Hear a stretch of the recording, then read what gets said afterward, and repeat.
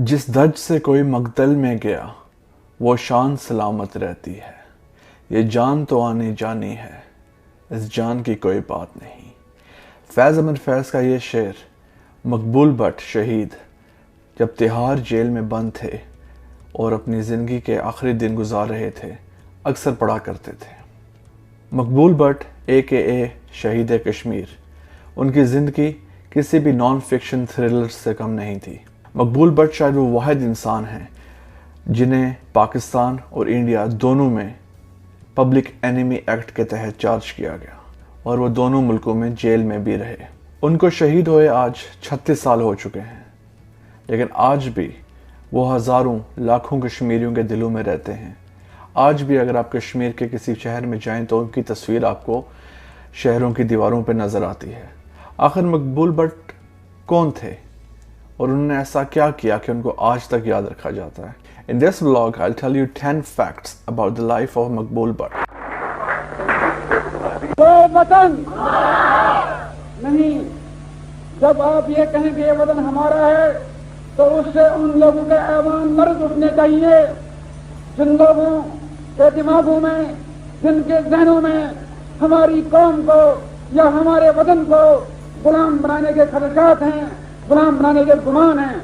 उनके ऐवान, उनके कष्ट लर्ज उठने चाहिए। इतनी जोर से, इतनी वालियत से, इतने लगाव से नारा लगाइए, ये वतन, ये वतन, ये वतन।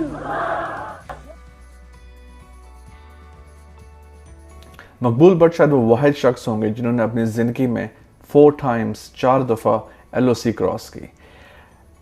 पहली दफ़ा जब उन्होंने LOC क्रॉस की तो वो BA में थे।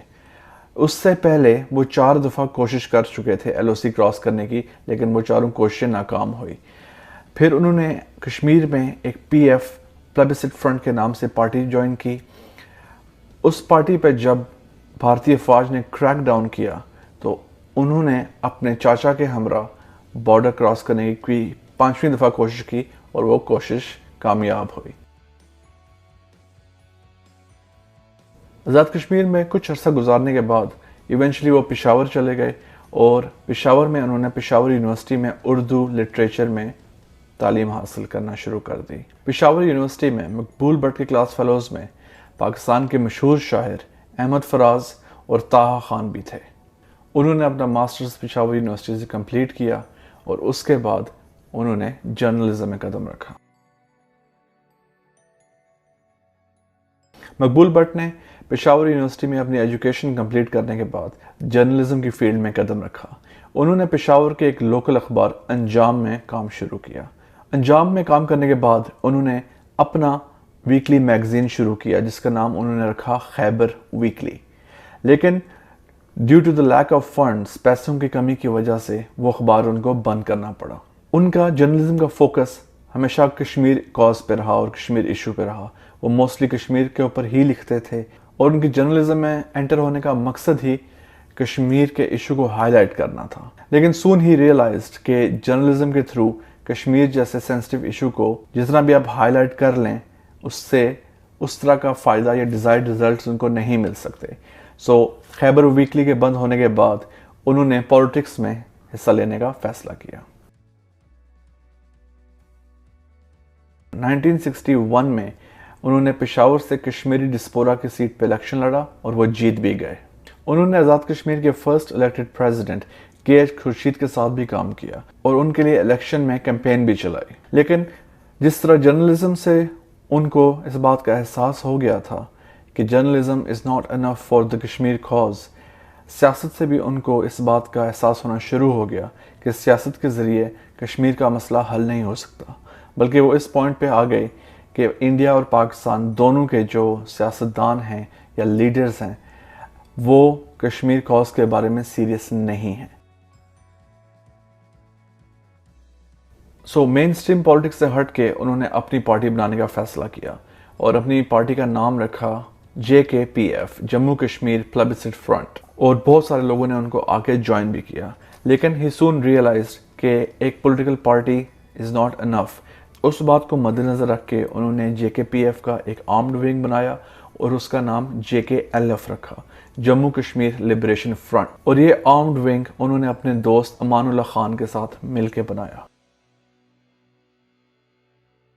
جب آزاد کشمیر میں ان کا سیٹ اپ اسٹیبلش ہو گیا JKLF اور JKPF کا، انہوں نے فیصلہ کیا کہ وہ پھر لائن آف کنٹرول کراس کر کے انڈین آکوپائڈ کشمیر جائیں گے اور وہاں JKLF کا ایک ونگ بنائیں گے اور وہاں لوکل ریکروٹمنٹ کریں گے۔ لیکن آکوپائڈ کشمیر جانے کے کچھ عرصے بعد ہی انڈین آرمی نے ان کو پکڑ لیا اور ان کو جیل جانا پڑا۔ جب بھارتی فوج ان کو اریسٹ کرنے آئی تو اس وقت گولیوں کا تبادلہ ہوا، جس میں ایک CID کا اہلکار جان سے مارا گیا۔ مقبول بٹ پہ CID کے آفیشل کو جان سے مارنے کا الزام لگا اور 2 سال تک مقدمہ چلتا رہا، جس کے دوران وہ جیل میں رہے۔ 2 سال کے بعد اسی مقدمے میں ان کو سزائے موت کی سزا ہوئی اور ان کو باغ مہتاب انٹروگیشن سینٹر سری نگر شفٹ کر دیا گیا۔ لیکن مقبول بٹ کی سٹوری ابھی باقی تھی۔ رات کی تاریکی میں مقبول بٹ نے اپنے ساتھی کے ہمراہ 38 فٹ کا گڑھا کھودا اور وہ ایک خندق کھود کے وہاں سے فرار ہو گئے۔ فرار ہونے کے بعد تقریباً 200 سے 300 کلومیٹر کا سفر انہوں نے پیدل طے کیا اور وہ ایک دفعہ پھر لائن آف کنٹرول کو کراس کر کے آزاد کشمیر میں داخل ہو گئے۔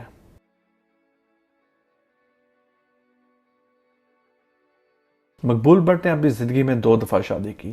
ان کی پہلی بیوی کا نام راجہ بیگم تھا، جن سے ان کو 2 بیٹے ہوئے، جاوید اور شوکت۔ لیکن ان کی اہلیہ بیماری کے باعث دنیا سے رخصت ہو گئی، جس کے بعد انہوں نے دوسری شادی کی۔ ان کی دوسری بیگم کا نام زکریا بیگم تھا اور ان کے ساتھ ان کی ایک بیٹی لبنہ بھی ہوئی۔ آزاد کشمیر دوبارہ انٹر ہونے کے بعد انہوں نے دوبارہ JKLF اور JKPF کا کام شروع کیا۔ اس پارٹی کو دوبارہ ری اسٹرکچر کیا، دوبارہ اٹھانے کی کوشش کی۔ اس وقت تک ان کے تعلقات پاکستان گورنمنٹ کے ساتھ بہت اچھے تو نہیں کہہ سکتے، لیکن نارمل تھے۔ اسی دوران 1970 میں پاکستان نے آزاد کشمیر ایکٹ پیش کیا، جس کے باعث آزاد کشمیر ایفیکٹولی سینٹر کے کنٹرول میں آ گیا تھا۔ اس کو چیف سیکرٹری اور منسٹر آف کشمیر افیئرز کے انڈر کر دیا گیا۔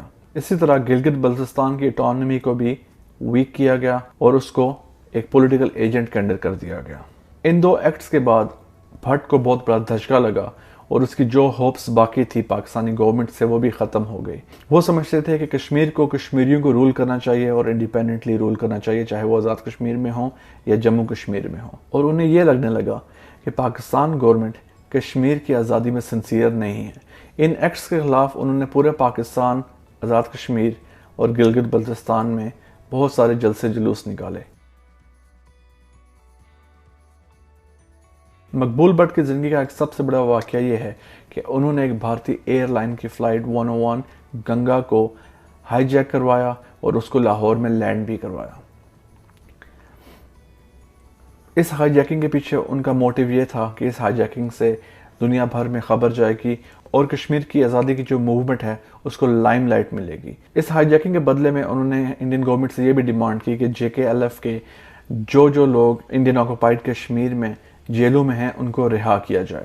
ایونچلی بھٹ نے اس فلائٹ پہ جتنے بھی انڈین پیسنجرز تھے ان کو رہا کر دیا، ان کو انڈیا واپس جانے کی اجازت دی، لیکن جو جہاز تھا اس کو بلاسٹ کر دیا۔ اس واقعے کے بعد انڈیا نے پاکستانی جہازوں کا، ایون کمرشل جہازوں کا، ان کے ایئر اسپیس میں داخلہ بند کر دیا، جس کی وجہ سے پاکستان کو بہت نقصان بھی ہوا، کیونکہ اس ٹائم پہ جو ٹروپس جنرل ریا ایسٹ پاکستان میں بھیج رہے تھے وہ اب بھیجنا بہت مشکل ہو گیا تھا، کیونکہ بہت لمبے راستے سے بھیجنا پڑتا تھا۔ پاکستان نے ایک جوڈیشل کمیٹی سیٹ اپ کی اور مقبول بٹ کے اس ہائی جیکنگ میں جو بھی رول تھا اس کو انویسٹیگیٹ کرنا شروع کیا۔ مقبول بٹ اس جرم میں چارج ہوئے اور ان کو پبلک اینیمی ایکٹ کے تحت جیل جانا پڑا، لیکن اس ٹائم تک مقبول بٹ کی شہرت میں بہت زیادہ اضافہ ہو چکا تھا پاکستان آزاد کشمیر میں۔ ان کے حق میں بہت سارے ریلیز نکلی، بہت سارے احتجاج شروع ہو گئے۔ ایونچولی مقبول بٹ کو ایکویٹل دے دیا اور وہ ایک دفعہ پھر رہا ہو گئے۔ مقبول بٹ شاید دنیا میں وہ واحد انسان ہوں جو انڈیا اور پاکستان دونوں میں پبلک اینیمی ایکٹ کے تحت چارج کیے گئے۔ پاکستان میں طیارہ ہائی جیکنگ کیس میں اور انڈیا میں CID کے آفیشل کو مارنے کے کیس میں، اور دونوں ملکوں میں انہوں نے جیل ٹائم سرو کیا۔ جیل سے نکلنے کے بعد مقبول بٹ ایک دفعہ پھر کشمیر گئے اور انہوں نے JKLF اور JKPF کے کام سنبھالے۔ انڈین آکوپائڈ کشمیر داخل ہونے کے کچھ عرصے بعد ہی وہ انڈیا میں ایک دفعہ پھر اریسٹ ہو گئے۔ ان 1978 سپریم کورٹ آف انڈیا نے ان کی ڈیتھ سینٹنس کو ریسٹور کر دیا اور ان کو تہاڑ جیل نیو دہلی میں موو کر دیا۔ Sunil Gupta public relation officer Tihar jail بتاتے ہیں کہ بھٹ نے تہاڑ جیل میں اپنا ٹائم بہت ہی اچھے طریقے سے گزارا۔ وہ زیادہ تر ٹائم کتابیں پڑھنے، عبادت کرنے اور اپنے فیلو انمیٹس کی مدد کرنے میں گزارتے تھے۔ وہ کہتے ہیں کہ ایون ہم بھی ان سے مدد لیا کرتے تھے، اسپیشلی جب انگریزی زبان میں کوئی لیٹر لکھنا ہوتا تھا۔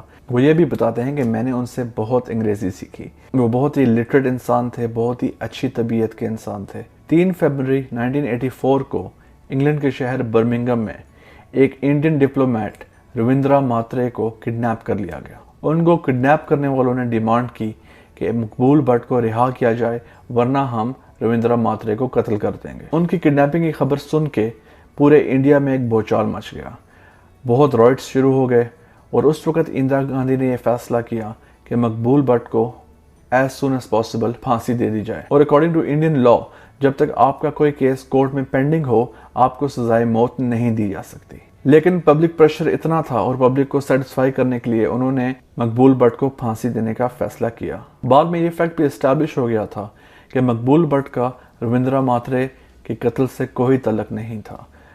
امان اللہ جنہوں کے ساتھ انہوں نے JKLF سٹارٹ کی تھی، انہوں نے UK میں اپنا ایک ونگ بنایا تھا اور یہ کاروائی ٹوٹلی انہوں نے انڈیپینڈنٹلی کی تھی۔ مقبول بٹ نے اپنی پوری زندگی میں کبھی کشمیر کاز کے اوپر کمپرومائز نہیں کیا۔